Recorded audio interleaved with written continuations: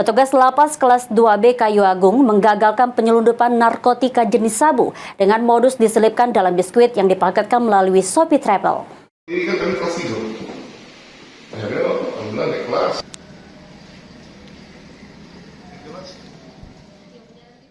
Petugas lapas kelas 2B Kayu Agung berhasil gagalkan penyelundupan sabu yang hendak dikirimkan ke warga binaan.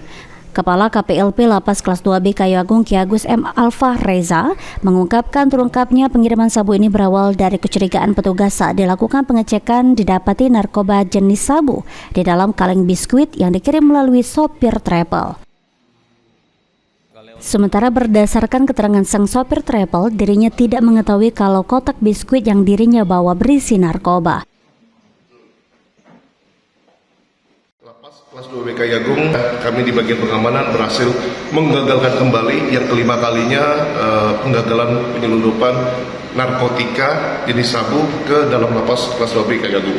Jam kunjungan dan penitipan siang yang kedua, di mana waktu itu ditemukan ada seorang laki-laki berumur 22 tahun yang bekerja di sopir travel di tepatnya di Kota Kayu Agung, itu mengantarkan barang berupa makanan basah dan makanan ringan.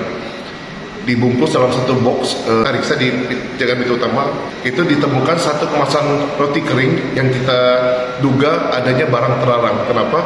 Karena di salah satu itu ditemukan barang roti bungkus kering itu tidak sempurna atau bekas lem atau bekas ditempel ulang.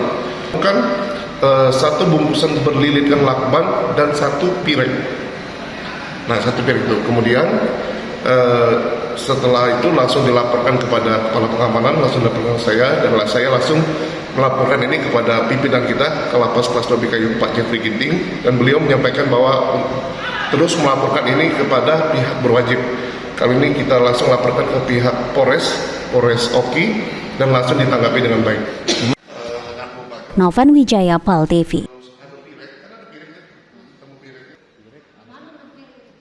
Di dalam itulah, jadi dia sabunnya terus ada di situ.